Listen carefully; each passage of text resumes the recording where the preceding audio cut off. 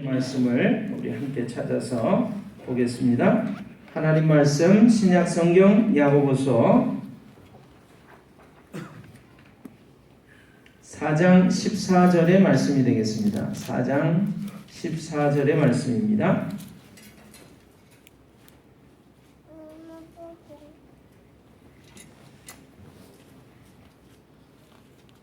제가 가지고 있는 성경 374쪽입니다. 여러분 가지고 계신 성경 참조하시면 좋겠습니다. 야고보서 4장 14절의 말씀, 우리 찾으셨으면 한 목소리로 함께 읽겠습니다. 찾으셨죠? 아멘. 우리 함께 읽습니다. 내일 일을 너희가 알지 못하는 도다. 너희 생명이 무엇이냐? 너희는 잠깐 보이다가 없어지는 안개니라.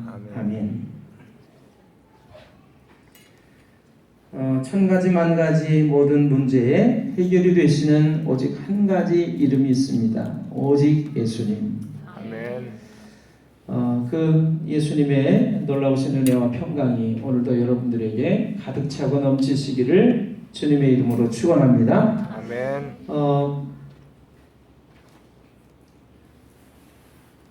여러분 오늘 가지고 계신 인쇄물도 있고요.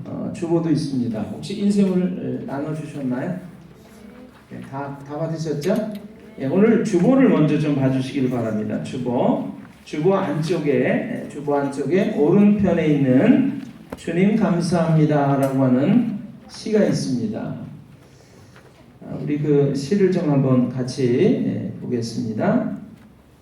함께 좀 읽어볼까요? 주님 감사합니다 제목부터 해서. 다 가지고 계시죠? 우리 같이 읽어보겠습니다. 주님 감사합니다. 한 쌍의 비둘기처럼 오래된 둥지에서 아내와 함께 오손도손 살아온 나를 감사합니다. 뒷바라지 힘들어도 현관에 뒹구는 자식들 신발을 보면 마음으로 기댈 수 있어 감사드립니다. 아침마다 깨어날 때면 아직도 내 심장이 뛰고 있고 푸른 하늘을 볼 수 있음을 감사합니다. 서로를 아껴주는 아름다운 마음을 가진 이웃들과 언제나 함께 있어 감사합니다. 핵국밥을 지어 푸송기 반찬을 얹어 먹을 때마다 풍성한 양식에 감사드립니다. 하늘에서 땅으로 내려와 주님의 목숨과 나를 맞바꾸어 영원한 생명을 주시니 감사합니다. 아멘.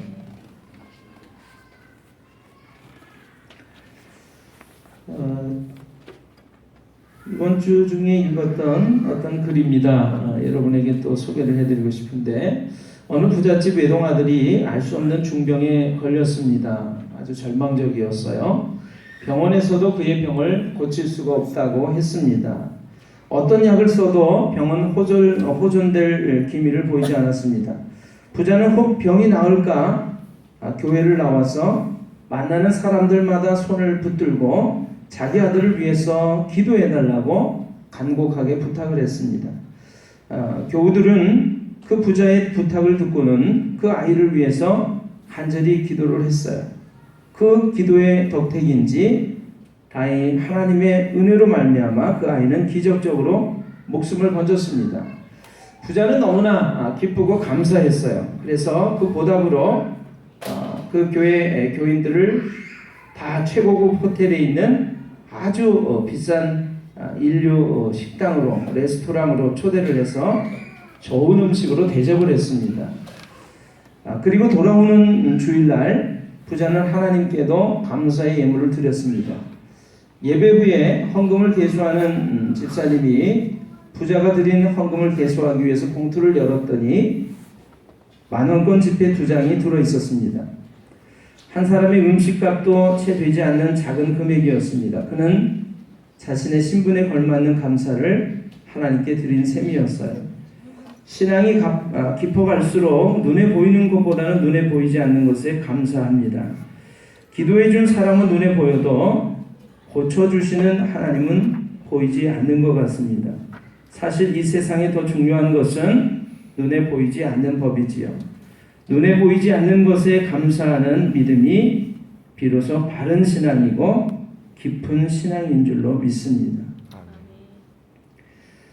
여러분, 사람에게는, 눈에 보이는 사람에게는 감사의 모습을 다 하면서도 눈에 보이지 않는 하나님에게, 우리 하나님께 오히려 감사하는 모습이 소홀하지는 않는지 여러분과 제가 한번 우리의 삶을 돌이켜 보실 수 있으면 좋을 것 같습니다. 제가 몇 주 전에 우리 지방 교육자 세미나를 다녀왔습니다. 여러분이 잘 알고 계신 것처럼 그 행사 진행을 제가 했는데 이제 버스를 대절해서 그 버스를 타고 다녀오게 됐어요. 1박 2일이기 때문에 약 한 45명의 사람들이 버스에 올라탔는데요. 8시 반에 출발할 예정이었습니다. 그런데 8시 반에 출발을 해야 되는데 갑작스러운 연락들이 왔어요.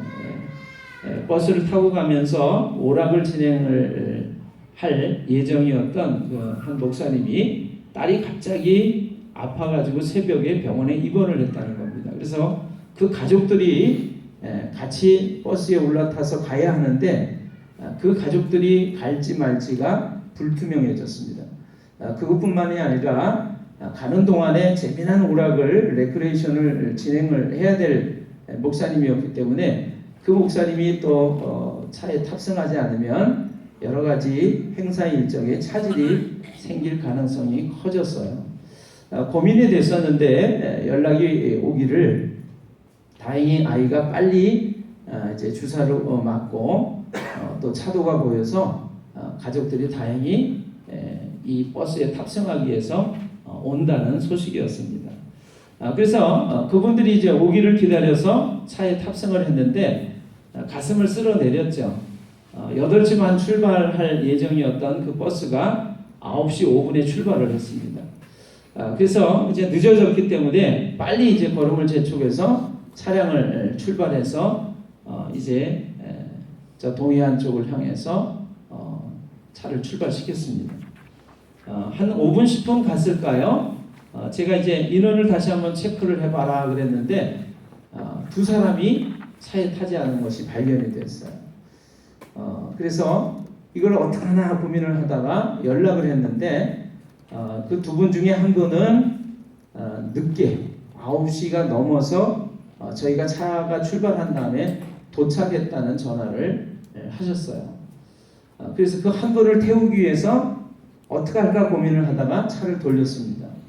또 한 분은 연락을 안 했는데 그분은 목사님이면서 또 이 북이면에서 이장 일을 함께 하시는 분이에요.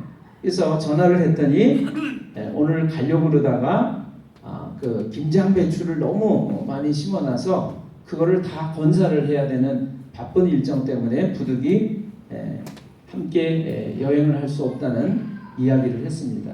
속으로 제 마음이 그렇다면 미리 좀 연락을 해서 좀 이야기를 해주면 좋았지 않았겠나 아쉬운 마음을 하면서 어쨌든 그 타지 못한 시간이 늦었지만 타지 못한 그 목사님을 태우기 위해서 차를 돌렸어요. 그래서 그분까지 이제 태우고 차량을 출발을 했는데 그 시간이 한 9시 반 정도가 됐습니다. 제가 그때 느꼈던 생각이 있습니다. 뭐냐면 출발을 했어도 다 갈 때까지는 정말로 다 간 것이 아니구나 그런 생각을 했어요. 여러분 다 된 줄 알고 출발을 했어요. 그런데 이런저런 사정이 생겨가지고 다시 돌려서 차를 가야만 했습니다. 타지 못한 분까지 태우고 또 늦은 분을 태우고 그래서 출발을 한 것이죠. 제가 그래서 그때 느낀 것이 뭐냐면 출발을 했어도 다 갈 때까지는 간 것이 아니구나. 다시 돌려서 또 다시 출발을 했기 때문에 그렇습니다. 돌아오는 길에도 제가 그런 걸 느꼈어요.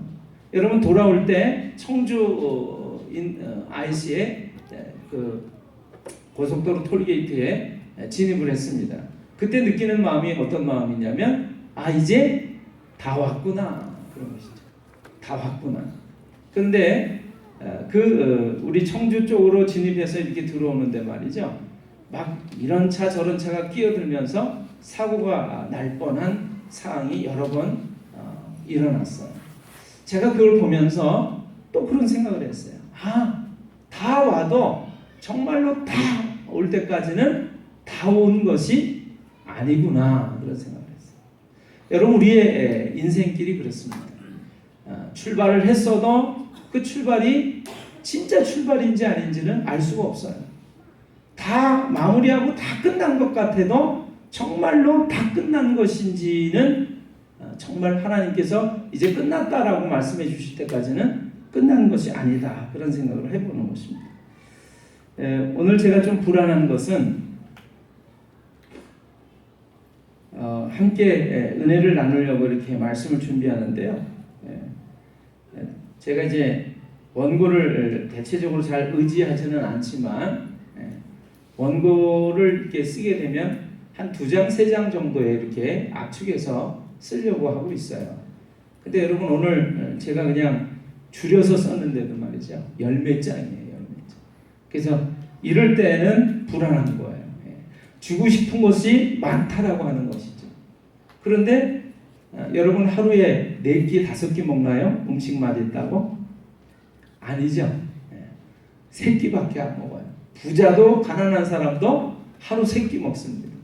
음식이 아무리 맛있고 좋다고 해서 4끼, 5끼를 막 때려서 먹을 수는 없어요. 그래서 제가 이럴 때마다 이럴 때 조심해야 돼. 이럴 때 조심해야 돼. 왜요? 주고 싶은 건 많이 있지만 그 중에서도 꼭 필요한 것만 줘야지. 흔들리면 안 돼. 지금도 제가 마음속에서 그러면서 여러분에게 함께 은혜의 말씀 나누기를 원하고 있습니다. 가장 좋은 것들만 오늘 받으시는 여러분과 제가 되시기를 주님의 이름으로 축원합니다. 아멘. 오늘 찬양을 우리 불렀는데 제 마음속에 이런 생각이 들어요. 이젠 우리에게 주시는 그 하루하루의 삶을 하나님께서, 주님께서 온전하게 허락해 주셔야 내게 주어질 수 있구나, 그런 것입니다. 아멘. 여러분 믿으십니까? 아멘. 오늘 하루하루가 우리에게 주어지는 그 하루하루의 시간이 하나님께서 우리에게 은혜로 주어졌다라는 사실을 여러분 깨달으시기를 주님의 이름으로 축원합니다. 아멘. 우리가 아침에 눈 뜰 때마다 이런 생각합니다. 의뢰이 오늘 하루가 그냥 오는 날이었지 않는가. 매일같이 매일 새로운 날이 시작되었던 것처럼 오늘 하루도 그렇게 의뢰이 시작되는 것이지 라고 생각을 했는데 제가 그런 생각이 드는 거예요. 그렇지 않구나. 그렇지 않구나. 오늘도 내일도 우리에게 죽음이라고 하는 손님이 불시에 갑자기 찾아올 수도 있고, 그 다음에 제가 이제 저도 50 중반인데 50 중반이 되니까 느껴지는 것이 눈도 나빠지고 몸의 모든 상태 컨디션도 나빠집니다. 그래서 이제 늙어가고 있구나, 그런 생각을 해요. 제가 이제 우리 원로 목사님 뵈면 이런 얘기 드리는 게 죄송스럽지만 그래도 저도 이제 50 중반을 넘어서 늙어가고 있다, 이런 생각을 하면서 어떤 생각이 드냐면 다시금 한번 살아온 삶을 이렇게 돌이켜보면서 그래 55년간을 건강하게 평안하게 살아온 것이 하나님 은혜였구나, 그런 생각을 했어요. 여러분, 오늘 어떤 하루하루를 지나간 세월들을 살아오셨는지 모르겠습니다만 여러분, 그 하루하루가 하나님이 우리에게 허락하셨던 놀라운 은혜였다라고 하는 사실을 여러분 알게 되시기를 주님의 이름으로 축원합니다. 아멘. 그리고 감사하시고 하나님을 찬양하시고 하나님의 영광이 되는 그런 삶을 살아가는 여러분들이 되시기를 주님의 이름으로 축원합니다. 아멘. 여러분들에게 나눠드릴 인생물이 있습니다. 한번 좀 같이 보실까요?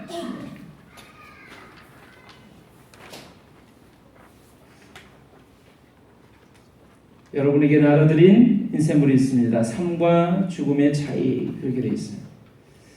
이거를 같이 보기를 원하는데요. 어느 의과대학 의과대학의 학생이 쓴 글이라고 해요. 저도 이제 막내 숙부님이 이제 부산대 의과대학을 나와서 지금은 동아대학교 의과대학 교수를 하고 있습니다. 의사 선생님이죠. 저는 이제 그 삼촌이 공부하는 모습을 잘 보지 못했는데 떨어져 살았기 때문에 저는 서울에 살고 삼촌 부산에 살고 종종 이제 집안 식구들이 소위 말해서 식겁을 했다고 그래요. 아주 기겁을 한 거죠. 왜냐하면 삼촌이 종종 이렇게 가방에 들고 들어오는 것이 사람 뼈를 들고 들어오는, 사람 해골을 들고 들어온다든가 정강이 뼈를 들고 들어온다든가. 여러분 생각해 보세요. 밥은 뭐니? 그리고 공부 잘했니? 그리고 맞이하는데 가방에서 사람 해골을 탁 꺼내는 거예요. 깜짝 놀랐겠죠? 사람 다리뼈를 딱 꺼내는 거예요. 근데 그게 모형이 아니라 진짜 사람 뼈를 공부하기 위해서 넣고 다니는 거예요. 그래서 제가 좀 이 글을 읽으면서 미소가 띄어졌습니다. 의과대학 학생이 쓴 글이구나. 네, 여러분 한번 좀 심각한 얘기입니다. 한번 봐주실까요? 새학기가 시작되고 해부학 첫 실험 시간에 해부 도구와 수술용 고무장갑 그리고 비닐로 된 앞치마에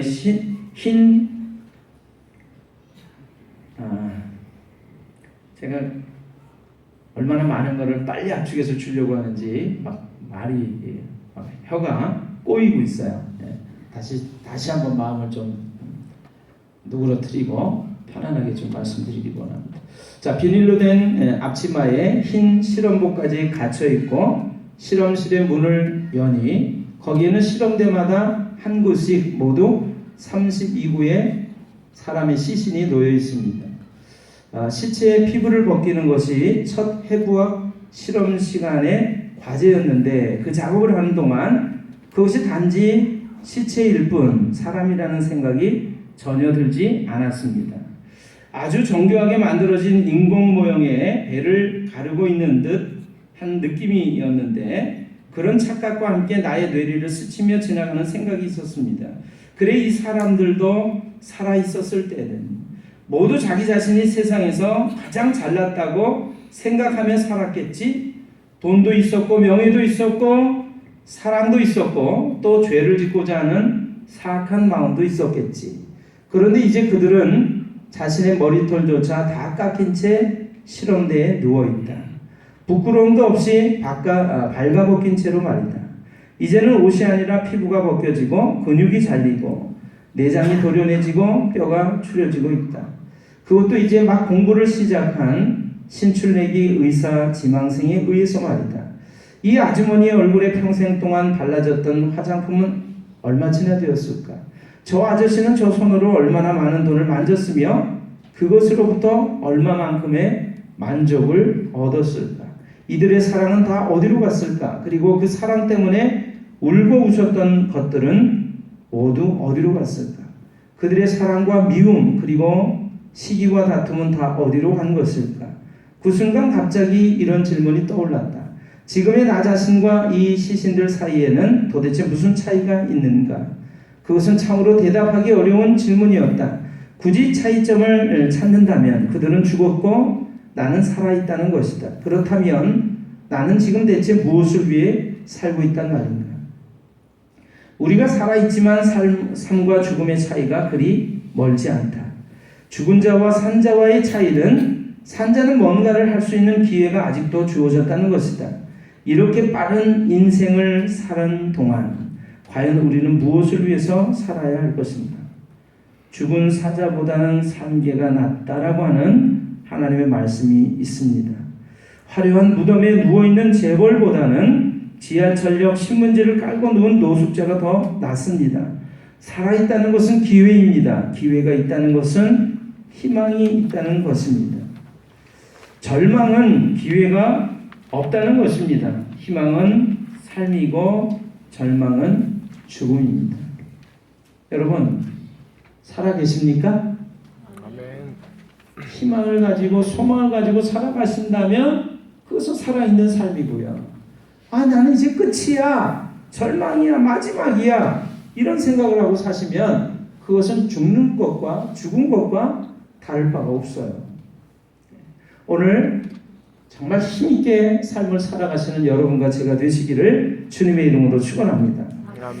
또 하나의 글이 있는데요. 영혼과 고깃덩이라고 하는 제목의 시예요. 뇌출혈로 누님이 쓰러졌다. 머리를 깎고 옷을 벗기자 처음 보는 누님의 몸뚱이가 피에 젖은 수술용 침대 위에 버려졌는데 참을 수 없는 것은 수치심보다도 몸뚱이가 정육점 고깃덩이 같다는 것.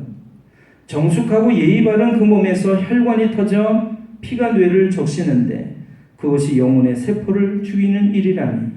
누님이 보았던 꽃과 노래와 기도, 어둠과 빛의 말씀이 순식간에 지워진 CD처럼 일생을 두고 입력한 기억들이 날아가 버렸다니. 정말 참을 수 없는 것은 어린 날을 얻고 잠을 재우던 부드럽고 포근했던 영혼과 육신이 얼음이 된 물처럼 마비되어 아롱사태 같다는 생각. 며칠째 의식불명인 정육점 고깃덩이 같다는 생각. 시인의 표현입니다. 종종 이렇게 살아 움직이고 막 이럴 때는 정말 사람이 뭔가 대단한 일을 할 존재 같은데 여러분 아파가지고 드러누워 있으면요. 또는 아무런 이렇게 뇌출혈 같은 그런 사고들이 생겨가지고 꼼짝도 하지 못하고 있는 모습 보면 정말 정육점의 고깃덩이와 다를 바가 없지 않나 이런 생각이 든다는 것을 이분이 시로 옮겼어요. 자, 다른 글을 읽겠습니다. 생명을 유지하고 있는 사람이 숨을 쉬고 눈을 깜빡이고 목이 마르지 않도록 자주 물을 마시고 밥을 먹고 대소변을 누고 밤이 되면 잠을 자고 이러한 소위 생리현상들을 끊임없이 유지하며 생명을 유지해 나간다는 것은 어찌 보면 아주 자연스럽게 느껴지기도 하지만 또 한편으로는 그 하나하나가 다 기적같이 느껴질 때가 있다. 좀 전까지만 해도 살아있던 사람이 사망이라고 하는 죽음이라고 하는 돌아오지 못할 강을 건너고 나면 언제 그랬냐는 듯이 이런 일련의 살아있는 사람에게서 보이는 양상들을 더 이상 단 한 번도 드러내지 못하는 것을 볼 때면 그간 우리가 살아있는 것 자체가 기적이었구나. 혹은 지금도 생존이라고 하는 기적이 이어지고 있는 것이구나 싶은 생각이 들기도 한다. 우리는 어쩌면 살아있는 현 상태를 유지하기 위해 지금도 부단히 노력하고 있다고 해도 과언이 아니다. 조금만 추워져도 윗도리를 하나 더 걸쳐서 체온을 유지하려고 스스로 노력하고 목이 마르면 체내 수분량이 떨어지지 않게 물을 마셔서 적정 수분을 공급하고 실내 공기가 탁하다 싶으면 뇌에 산소 공급이 잘 되도록 얼른 창문을 열어 환기를 시킨다. 그런데 사실 우리가 하는 이런 행위들 내 건강과 안녕에 도움이 되는 행위라고 일일이 인식을 하면서 행하는 것이 아닐 때가 많다. 약사로 일하고 있는 김지연이라는 분의 글입니다. 마지막 글을 여러분과 함께 돋보기를 원합니다. 미국 공업도시에서 빈민가를 돌보는 시청 사회복지국의 수우라고 하는 아가씨가 있었답니다. 그녀는 책임감이 매우 투철했는데 자기가 맡은 동네에 희안이라고 하는 12살 먹은 소아마비 소년이 있었대요. 그녀는 그 소년을 불쌍히 여기고 늘 돌보아주고 있었습니다. 수우가 어느 날 희안을 데리고 병원을 갔다가 수술을 하면 다리를 고칠 수도 있다는 진단을 받았습니다. 그렇지만 엄청난 병원비에 엄두를 내지 못하고 있는 가운데 수소문을 한 끝에 결국에 초우라고 하는 정형외과 의사를 만나서 무료로 수술을 받을 수 있도록 해주었습니다. 세 차례의 수술 끝에 희안은 정상적으로 걷는데 성공을 했습니다. 그로부터 20년이 지난 어느 날 이 수우라고 하는 여자분은 여전히 사회복지국에서 일하고 있었는데 우연히 길을 가다가 수술을 해주었던 초우 박사를 만났어요. 반갑게 인사를 나누면서 초우 박사가 물었습니다. 그때 희안이라는 소녀는 어떻게 살고 있습니까? 의사가 되었습니까? 아니면 사업가가 되었습니까? 이 수라는 분이 슬픈 얼굴로 대답을 했습니다. 희안은 지금 감옥에 있습니다. 살인죄로 무기징역을 살고 있습니다. 박사님, 우리는 그를 걷게 해주는 데에만 신경을 썼지 하나님과 함께 걷는 길을 가르쳐 주지 못했습니다. 조건과 환경을 바꾸는 것보다 더 중요한 것이 바르게 사는 것을 가르치는 것입니다. 교회에 출석하는 것보다 성경 지식을 아는 것보다 중요한 것이 하나님과 함께 동행하는 것을 아는 것입니다.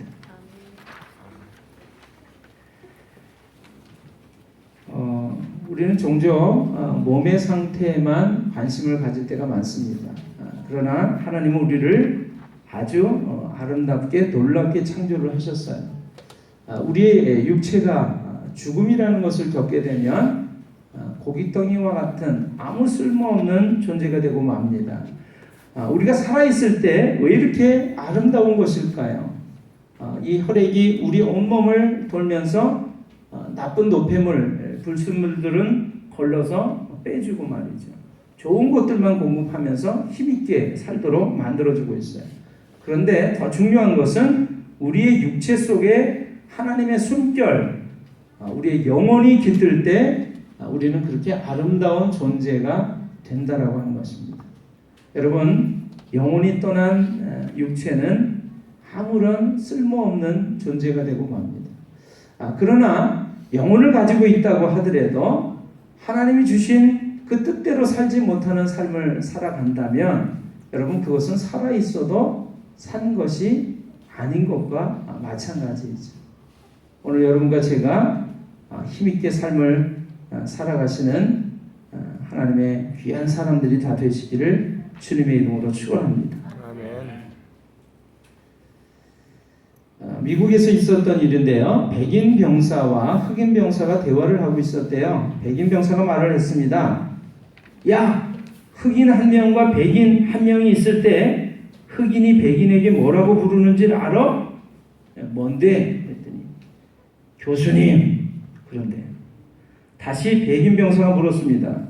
그러면 흑인 10명과 백인 1명이 있을 때 그 흑인들이 백인을 뭐라고 부르는지 알아? 뭐야? 그랬더니 사장님. 그런데 재미를 붙인 백인 병사가 또 말을 했습니다. 이게 마지막인데 흑인 100명과 백인 1명이 있는 경우에 흑인들이 백인을 뭐라고 부르는지 알아? 모르겠는데 교도소 감시관. 그런데 흑인들을 굉장히 이제 보잘것없는 모습으로 취급하고 있는 거죠. 흑인 병사가 조용히 물었습니다. 그러면 나도 한마디 물어볼게. 백인 1억 명과 1명의 흑인이 있을 때 그 1억 명의 백인들이 1명의 흑인을 뭐라고 부르는 줄 알아? 그랬습니다. 그래서 뭐라고? 그랬더니 오바마 대통령 각하 이렇게 부른다. 제가 이 얘기 읽으면서 미소가 띄어졌더랬습니다. 오늘 그 기도에 대한 내용은 여러분들이 집에 가셔서 읽어보시기를 원합니다. 오늘 우리가 읽었던 본문의 말씀, 하나님의 말씀은 너희 생명이 무엇이뇨? 너희 생명은 잠깐 있다가 잠깐 보여지다가 사라지는 안개니라. 이렇게 말씀하고 있습니다. 여러분, 하나님께서 우리에게 생명 주시고 하나님께서 우리에게 놀라운 은혜를 베푸시고 우리의 모든 환경과 우리의 삶을 이끌어 주시지 않으면 여러분, 우리는 잠깐 보였다가 사라지는 안개와도 같은 존재인 것을 여러분 믿으시기를 바랍니다. 아멘. 오늘 저는 그래서 여러분들과 이 찬양을 부르기를 원했어요. 오늘 추수감사절인데요. 오늘 축제입니다. 감사의 날이고 감사의 계절이죠. 근데 우리가 뭘 감사를 하는 것일까요? 물론 놀라운 것들, 감사할 것들이 얼마나 많은지 모릅니다. 그러나 여러분, 오늘 이 하루가 우리에게 주어졌다는 것에 대해서 여러분 감사를 해보신 적이 얼마나 되는지 모르겠어요. 여러분, 눈을 뜨면 의뢰이 내가 눈을 뜨는 것이겠거니 그렇게 생각하지 마시기 바랍니다. 하나님께서 우리의 생명을 붙들어 주시지 않으면 우리의 생명이 이렇게 유지될 수 없다라고 하는 거예요. 하나님이 이제 그만이다, 끝이다, 라고 말씀하시면 오늘 우리는 이 순간 우리의 생명이 끊어져서 흙으로 돌아가는 존재라고 하는 것입니다. 창세기에는 그렇게 말씀하고 계십니다. 죄를 지은 인간에게 하나님께서 그렇게 말씀하고 계세요. 너는 흙이니 흙으로 돌아갈지니라. 여러분, 우리의 생명이 끊어지는 순간 우리는 흙으로 돌아가는 존재라는 것을 여러분 잊으시면 안 돼요. 우리 세영자매님이 뒤에 앉아 있는 거죠? 외출을 잠깐. 그래요. 우리 세영자매님이 그냥 하루하루 평안하게 잘 살다가 일을 위해서 택시를 타고 가는데 갑자기 유턴하려는 차가 우리 자매님이 타고 가는 택시를 들이받아가지고 그냥 영문도 모르고 그냥 난데없이 충격을 받아가지고요. 그래서 그냥 병원에 입원을 했잖아요. 교통사고를 당해서. 저는 그냥 코뼈가 좀 내려앉았다고 그래서 이렇게 수술을 받는데, 그래서 좀 더 어떡하니 코가 더 세워지고 더 미인이 돼서 오겠지? 그런 생각을 하면서 쉽게 생각을 했어요.